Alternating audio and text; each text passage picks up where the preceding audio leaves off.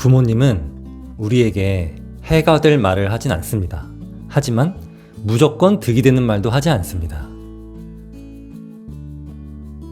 세상은 많이 바뀌었습니다. 부모님들은 저희들한테 뭔가 좋은 말을 해주고 싶고 이렇게 살아라 저렇게 살아라 해주고 싶지만 우리 부모님이 자라온 세대와 현재의 세대는 너무 많이 바뀌었어요. 당시에는 스마트폰이라는 것도 없었고 그리고 인터넷조차 없던 시대입니다. 우리 부모님들은 고도 압축 성장기를 겪어오면서 고생이란 고생은 다 하시면서 자랐어요. 그래서 너무 앞만 보고 달려오셨기 때문에 자신의 주변과 자신을 돌아볼 시간이 거의 없었다고 보시면 됩니다. 이게 무슨 말이냐면 정말 하루하루 먹고 살기에 급급했다는 뜻이죠. 돈을 벌려면 밖에 나가서 노동을 해야 했습니다. 워라밸이라는 것은 생각할 수조차 없었어요. 고학력자와 저학력자의 사회에서 받는 대우는 극명하게 갈렸습니다. 근데 지금은 아닙니다. 학력이 낮아도 충분히 소득을 올릴 수 있고 자기가 하고 싶은 일을 할 수 있어요. 밖에 나가지 않아도 컴퓨터 하나로 돈을 벌 수 있고 남들과 어울리지 않고 자기 혼자 있어도 배달이나 다른 어떤 컨텐츠 생산이나 아니면은 개인적인 노동으로서도 소득을 충분히 올릴 수 있는 시대가 되었습니다. 그래서 부모님께서 해주시는 말씀이 다 안 맞을 수도 있어요. 제 부모님은 제가 회사 그만두고 다른 일을 한번 해보겠다 하면은 표정이 싹 변하세요. 아직도.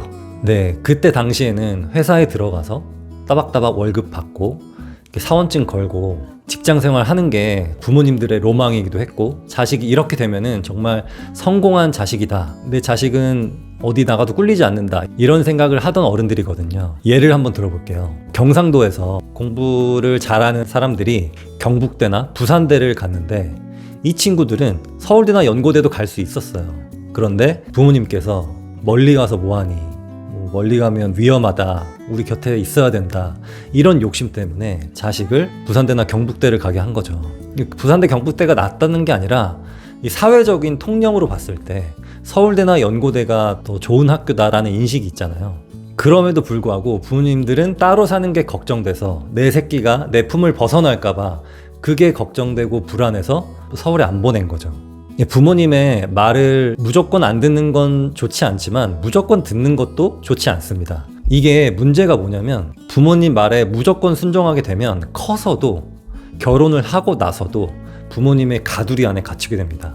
자기가 스스로 해결할 수 있는 일이 있음에도 불구하고 부모님께 먼저 상담을 한다든지 부모님의 의견을 들어보려고 한다든지 이런 현상들이 발생하는데 나이가 먹고 자녀가 생겨서도 우리 엄마, 우리 아빠 하면서 부부싸움이 시작되는 거죠.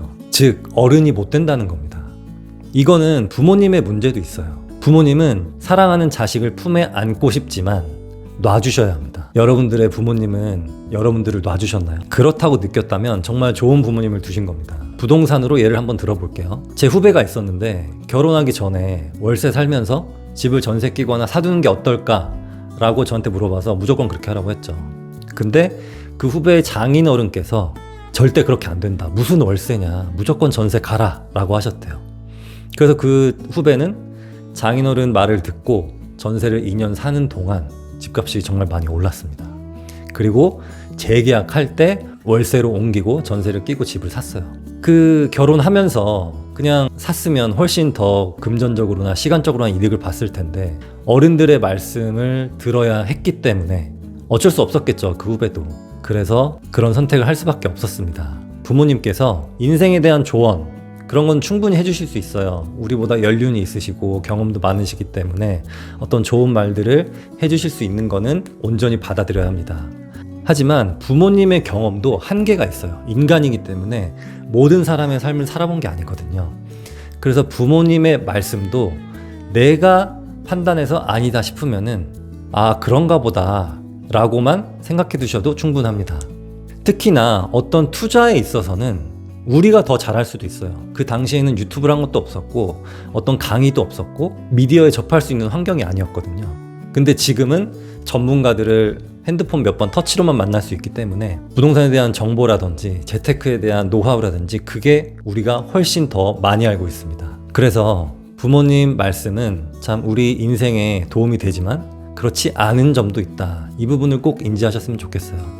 이게 투자나 재테크적인 부분뿐만 아니라 가정생활에 있어서도 부모님의 어떤 테두리를 성인이 됐으면 벗어나는 그런 어른이 되는 첫걸음이라고 봅니다. 이 영상을 20대 분들이 보실 수도 있고 30대, 40대가 보실 수도 있겠는데 아마 찔리시는 분들이 있을 거예요. 근데 저도 부모님들한테 아직도 의존하는 부분이 있거든요. 그게 참 저로서도 좀 창피하기도 하고 하긴 한데 그거를 스스로 한번 극복해 보려고 합니다. 여러분들도 그런 점이 있다면 한번 극복해 보시기를 바랍니다. 여기까지 하겠습니다. 감사합니다.